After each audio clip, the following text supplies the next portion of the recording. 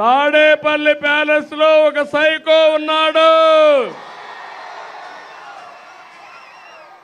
గన్నవరంలో ఒక పిల్ల సైకో ఉన్నాడు.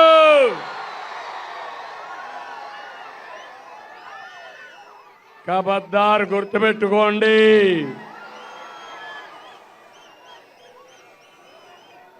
తిన్నింటి వాసాలు లెక్క పెట్టే వ్యక్తి ఇక్కడ ఉండేవాడు. మర్యాద చూశారు కానీ భవిష్యత్తులో ఇలాంటి రాజకీయ రౌడీల్ని తుంగలో దొక్కకపోతే చూడండి తమ్ముళ్ళు అని మీకు హామీ ఇస్తున్నాం.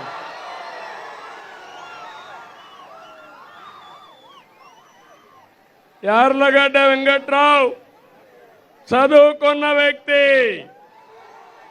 రాజకీయాలు ఆధారంగా చేసుకోలేదు. అమెరికాకి వెళ్ళి తెలివితేటతో డబ్బులు సంపాదించిన వ్యక్తి యార్లగడ్డ వెంకట్రావు.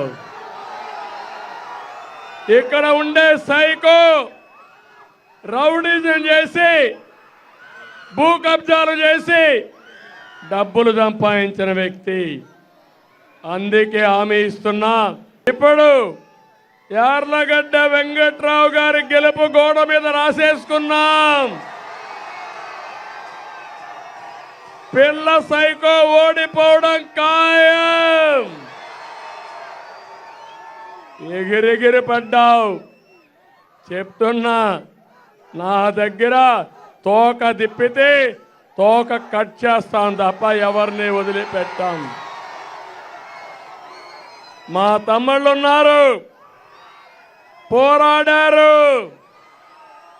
నన్ను అవమానించినప్పుడు పోరాడారు.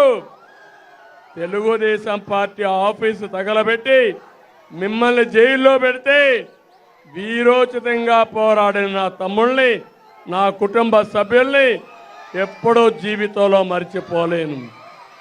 త్యాగాలు చేశారు, పోరాటాలు చేశారు.